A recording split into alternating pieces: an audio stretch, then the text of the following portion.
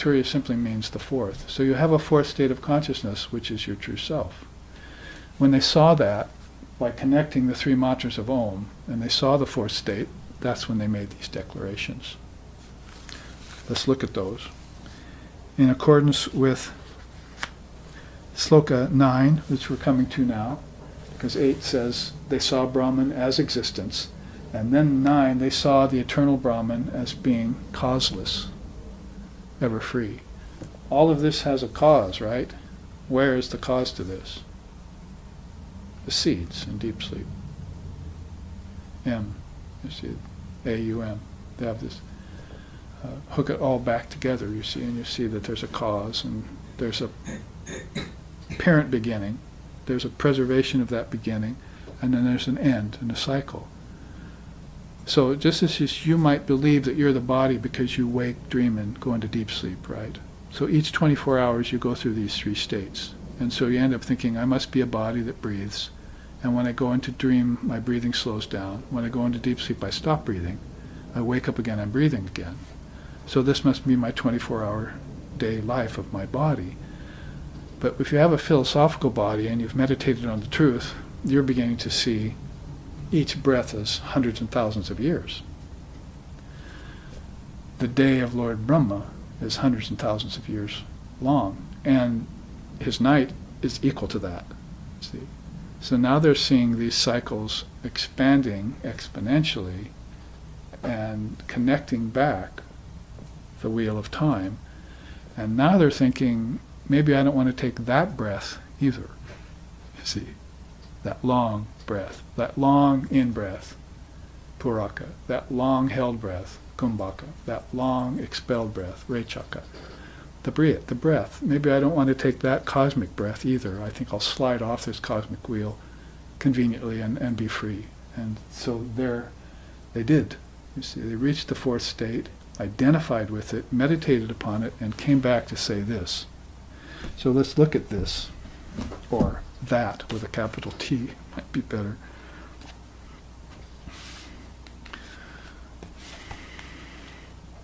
These are the great Mahavakyas then. We've started to look at them yesterday by citing these first four. Now this is newly colorized, and it has this beautiful image of Sri Ramakrishna and the different leaders of different sampradayas and sects and lineages in India, and might as well be all the religions of the world, because Sri Ramakrishna, is this most recent new dispensation of this wisdom I'm talking about. Where do you go to find this? Sri Ramakrishna, you go to him to find this, because his children are discussing it. Holy Mother's children are talking about it. They know that it isn't old and outdated. It's eternal and timeless.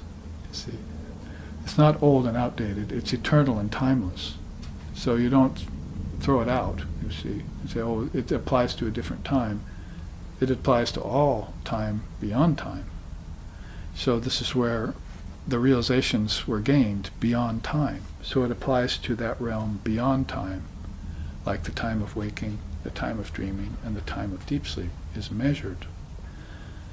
But you cannot measure the infinite Brahman in terms of time, space, locale, individuals, body, senses, mind, or intellect cannot measure them.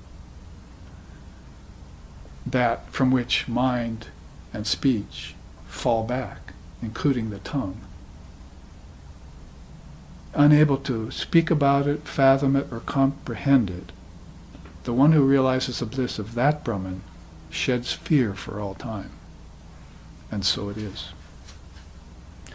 So this is how they explain such things. Now I read the first quote yesterday, so we'll leave that for, if you weren't here yesterday, look back on that class on the YouTube, and you can see all about this teaching of the word, which we're basing this next class on. It's good to be there for every class so you connect, just like it's good to have your consciousness here so you can connect. We talked about the four Mahavakyas. There's that beautiful icon created by Swami Chaitanananda in the St. Louis Center, with all the religions around one central jewel. And so You could say, whether you say it, I am my Father or one, or whether you say it, Aham Brahmasmi, it all just means I realized the identity of my individual self with the Supreme Self. And I knew then, from then on, that I am Brahman. That's the first one. Aham Brahmasmi. Aham just means I. Aham also means ego. So you have to be careful. Ahamkara is the ego with a cause, or that causes cause and effect. But aham with a capital H, without the kara, without the action part of it, means this true I. Aham Brahmasmi. I am that Brahman. So just like the great souls in the wilderness, had this realization, when they got rid of the thoughts about commerce, thoughts about offspring, thoughts about objects, it wasn't that they had to get rid of those things for all time. They had to go away from them for a while to clear the mind. And then when they went back again, they could deal with them better, you see. We often explain retreat, going on retreat like that. It's not like you have to renounce the world and never come back. You're just taking a break from it so you can get clear again. And when you do come back, you'll find your life dancing to the beat of a better drummer. So Sri Ramakrishna said then it's very important for householders to go into retreat once or twice a year, away from children, away from money. Nowadays it would be away from cell phones and away from screens and so forth. And get the real truth inside of you again. The second one we said was Ayamatma Brahma, this self is Brahman. The third was Pragyanam Brahma. Look at how you're pragya here, you see. In deep sleep state, you're intelligent, you're the knower. So pragya means a kind of intelligent knowing, you see. So Pragyanam Brahma, this the Brahman is this pure intelligence or pure consciousness. You say it with intelligence with a capital I and not a small I. Intelligence with a small I was operating at these lower states. Then you have Tattvamasi, which is the most well-known one. Tat, that, Tvam, Asi, thou art that, they say. So this is like the self, turning inward, seeing itself and pointing to itself and saying, you are that. You see, the self that knows the self is the self. But as long as you weren't looking at your original face and you were looking at the face in multitudes, then you didn't see that original self. So one song in India goes, turn and look at your original self, your original face. So this always means this inward tract that souls are taking so that they know themselves and shed fear for all time. So it's by contemplating on these Mahavakyanusudana, they say it here, or sadhana, Manavakyam Anusadhana, is inquiry into the meaning of the great sayings. When they do that, seekers perceive the reality. So it's a kind of affirmation that's proved by negation and finally confirmation. And that's where I was going to show you this other chart, but you'll have to come to Seattle to see that weekend after next, of how they come to these by 9 levels of reasoning. It's very, very important and very beautiful. All right, so there's a dotted line. So we know that those 4 upper Mahavakyas are the 4 great sayings in the Upanishads. If you read all the Upanishads, even these 10 or 11 that Shankara commented on, you'll come upon those in their original, hidden in certain slokas. And you'll go, there's one of those Mahavakyas that they concluded about. Now, let's look at some other great Advaitic statements, because when I was reading the Upanishads and studying them again over the last 45 or more years, then I saw other Advaitic statements that could easily be classed as great statements, and I put them this way: Asmi, I am. If you just want it in one word, that's good. You see, who are you? Asmi. Somebody comes up to you and say, how do you do? I don't do at all. See, I'm not a doer. Asmi, I am. I just am. I am myself. Then there's Sarvosmi, I am all. You expand it out a little bit. So all of this is within me, you see. It's not to mean that I am an object. I am always the eternal subject. Subject-object does have a relationship, but I'm always the eternal subject. Otherwise, if I fall victim to the thought I'm the object, I become objectified, and I forget the eternal subject. That's called brooding on objects, you see. Pretty soon you'll be brooding on objects, and they'll be causing you fear, unhappiness, desire to possess, and other unhealthy things that the free-loving soul doesn't like. It doesn't want to be pinioned down like that. It wants to be free. Aham Atma. Well, if aham means I, you know what the Atman is, right? So there can be no mistaking. I am the Atman. Not the walrus, if you're thinking that. I am Atman. This reminds me of that song they were all up about some years ago, We Are the World. And I kept thinking, what a horrible thing to say. We're not the world, we're the Atman. See?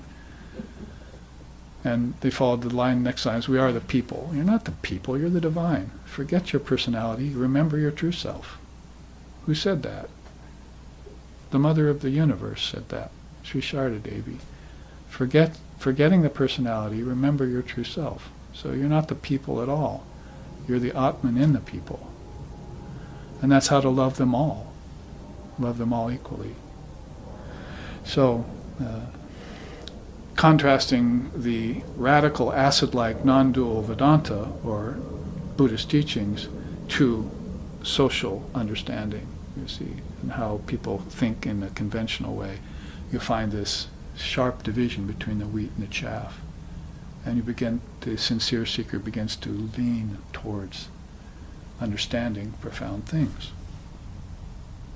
Next one is Kam Brahm. I was always thought that might say Kam Brahm. Let's be friends, you see. Kam Brahm. All is Brahman. Now that could be classed as a great statement, no doubt. It's straight to the point. Ahameva sarvaha. I like the sound of that. Ahameva.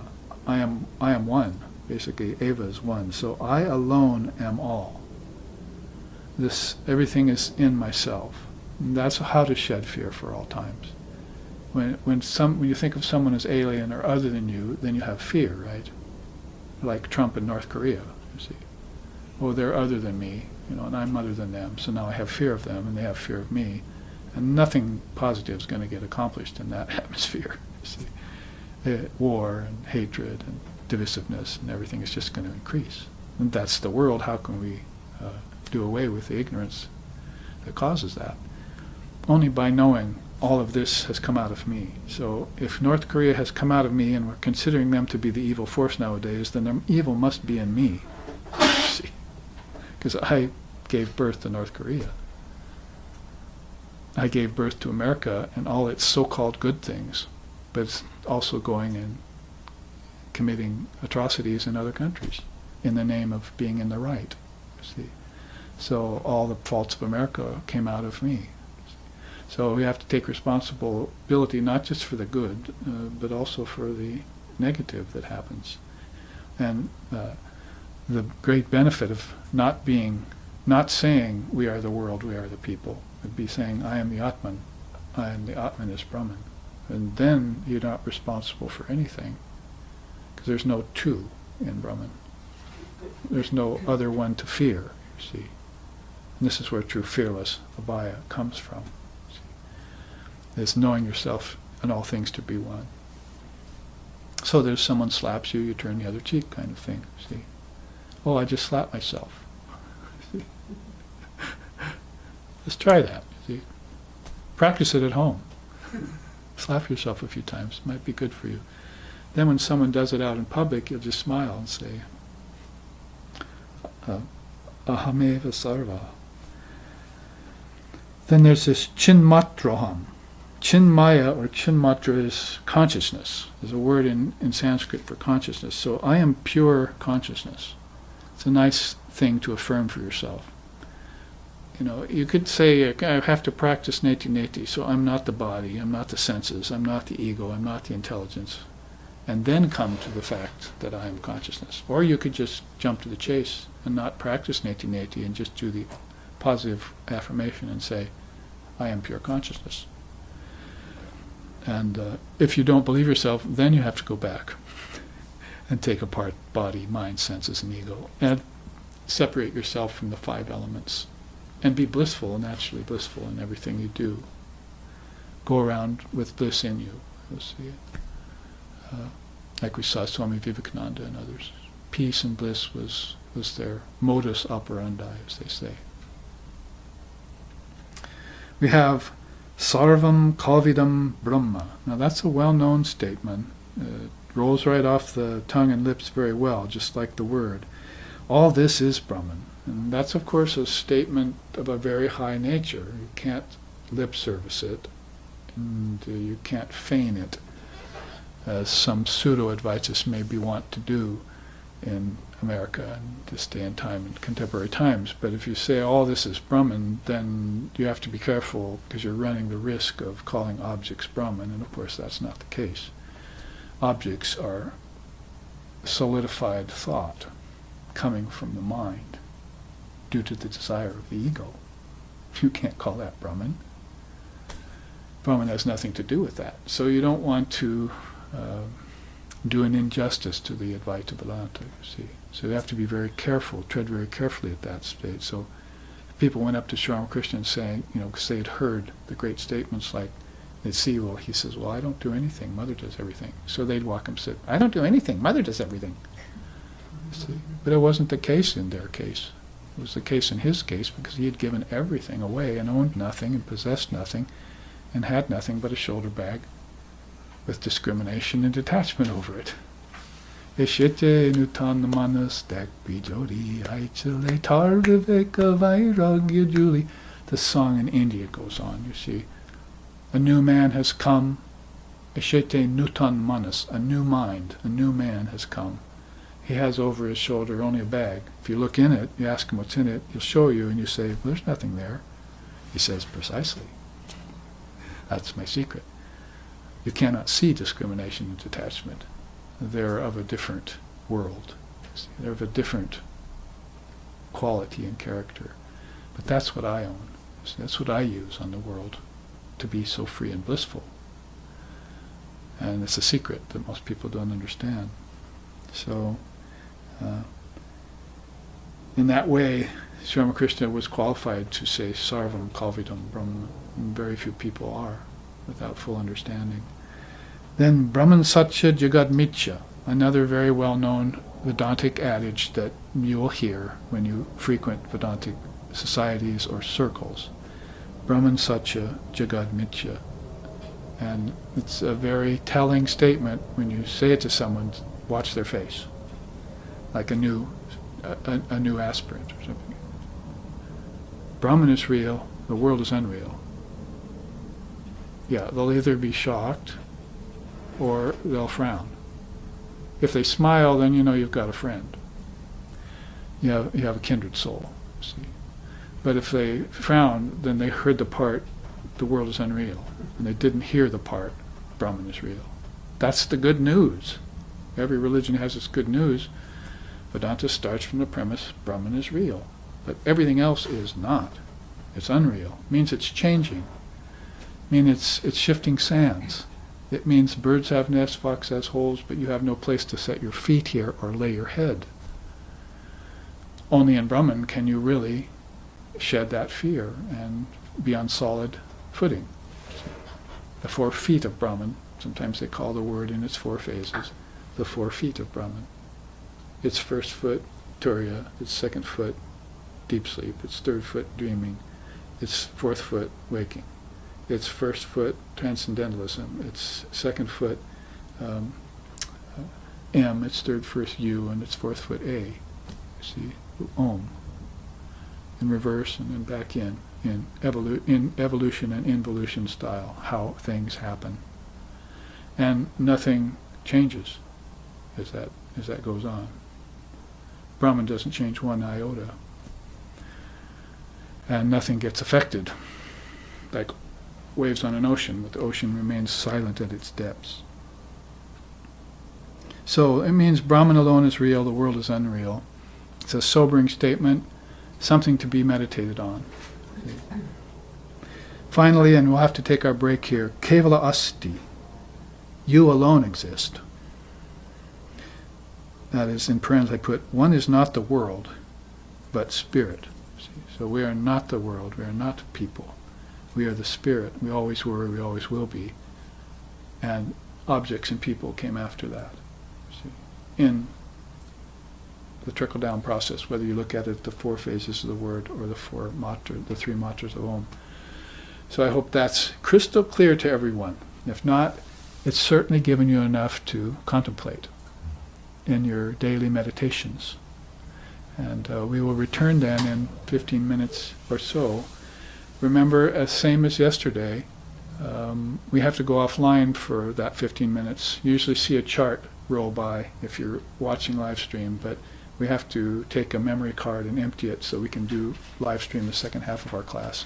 So stay with us even though you'll see us disappear for 15 or 20 minutes. We'll be back, and we'll give you the rest of the teachings on the great Mahavakyas and a teaching on the Bardo states that happen after death and prior to rebirth. Here, then, we will pause. Thank you for your kind attentions.